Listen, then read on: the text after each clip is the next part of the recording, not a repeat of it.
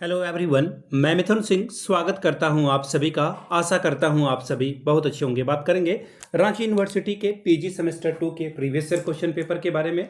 Paper आपका था ये थर्ड, यानी कि आप जो सेकेंड सेमेस्टर वाले बच्चे हैं पेपर नंबर थर्ड को आप लोग देखेंगे। सेशन था आपका 24-26 का, यानी कि आपकी परीक्षा जो है 2025 या फिर 26 में कंडक्ट हुई थी। सेशन यहाँ पे 2024-26 लिखा हुआ है, वही आपके साथ में साझा कर रहा हूँ। तो चलिए आगे बढ़ते हैं और देखते हैं कि किस तरह का सवाल यहाँ पर एग्जाम में पूछा गया था।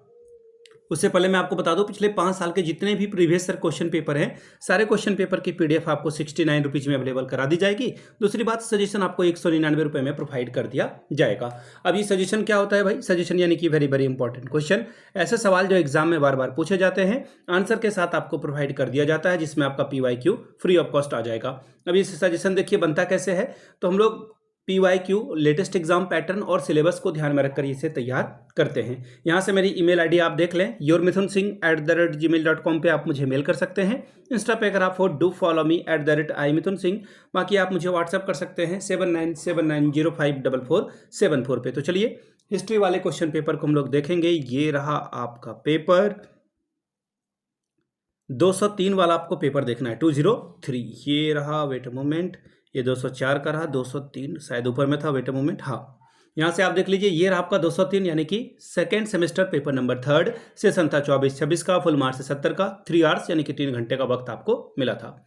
सेक्शन ए की बात करते हैं। 5 सवाल आपसे पूछे जाएंगे क्वेश्चन नंबर 1 में, 5 एकम 5 नंबर, यानी कि 5 वंस और 5 स्कोर आप कर सकते हो। पहला सवाल देखिए क्या है।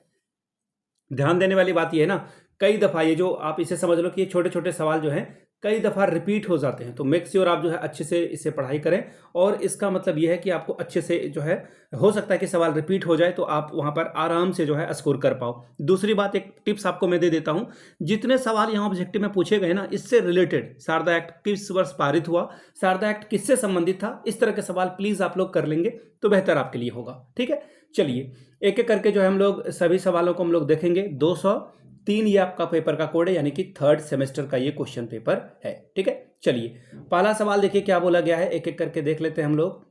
वेट अ मोमेंट, हाँ पहला सवाल क्या है, which book is written by the Gerda Lerner. Gerda Lerner के द्वारा जो है कौन सी किताब लिखी गई है, ये सवाल आपसे पूछा गया था। ठीक है जी, तो देखिए ये जो बुक है इसका नाम है the creation of a patriarchy. मैं लिख दे रहा हूं यहां पे ताकि आपको दिक्कत ना हो। The creation of a patriarchy. ठीक है, पैट्रियार्की यानी कि पितृसत्ता, जहां पर पुरुषों का दबदबा हो। पैट्रियार्की लिखना है इसे, पैट्रियार्की। ठीक है, चलिए अब अगला सवाल देखिए क्या बोला गया। Who was Simone de Beauvoir. Simone de Beauvoir कौन था भाई, इसके बारे में बताएं। तो ये एक फ्रांसीसी लेखिका थी, ऑथरसिस थी, और इन्होंने जो है किताबें लिखी जो काफ़ी पॉपुलर हुई थी। द सेकेंड सेक्स, इनके बुक का नाम है द सेकेंड सेक्स। ठीक है, इस किताब को आप ध्यान में रखिएगा, हो सकता है कि इससे सवाल आपका एग्जाम में आ जाए। नेक्स्ट सवाल देखिए क्या बोला गया है। In which year women were granted right to vote in France. France में महिलाओं को मताधिकार कब प्रदान किया गया, ईयर आपको बताना था। तो 1944 में जो है मताधिकार का जो है आपको राइट्स दे दिया गया। अगला सवाल, Sarda act was raised in which year. Sarda act जो है कब पारित किया गया, तो 1929 में, 1929 में जो है शारदा एक्ट पारित हुआ था। इसे जो है ये शारदा एक्ट इसलिए कहा जाता है क्योंकि इसमें जो है क्या किया जा रहा है, बाल विवाह को रोकने की बात की जा रही है। ठीक है, लड़कियों की विवाह की उम्र 14 थी और लड़कों की 18, लेकिन अब जो है इसे बढ़ा करके लड़कियों के लिए 18 और लड़कों के लिए 21 रखी गई है। The ability for state to make a special provision for women is provided under which article of Indian Constitution? राज्य द्वारा महिलाओं के लिए विशेष प्रावधान करने की क्षमता संविधान के किस अनुच्छेद में है? तो देखिए 15(3) में, अनुच्छेद 15 का तीसरा भाग में आपको ये देखने को मिलेगा। ठीक है, चलिए अगला सवाल, क्वेश्चन नंबर यहाँ पे 5 नंबर का एक सवाल होगा। राइट एनी 2 फंक्शन और फीचर्स ऑफ रेडिकल फेमिनिज्म। अतिवादी नारीवाद के किन्हीं 2 मुख्य विशेषताओं को लिखिए। ठीक है जी, सवाल सेक्शन बी से आया हुआ है, 15 चौके 60 नंबर आपको मिलेगा। 4 सवालों का जवाब देना है। What is liberal feminism, explain. उदारवादी नारीवाद क्या है, व्याख्या करें। सवाल number 4, trace and the growth of a suffrage movement in France for women. France में महिला मताधिकार आंदोलन के विकास की रूपरेखा के बारे में बताएं। सवाल 5वां, describe the educational status of women during the Vedic period, वैदिक काल में महिलाओं की शैक्षणिक स्थिति का वर्णन करें। छठवां सवाल, discuss the legal position of Muslim women in India during the Mughal period, Bharat में मुगल काल में मुस्लिम महिलाओं की वैधानिक स्थिति की चर्चा करें। अब सवाल नंबर 7 देखिए क्या बोला गया है।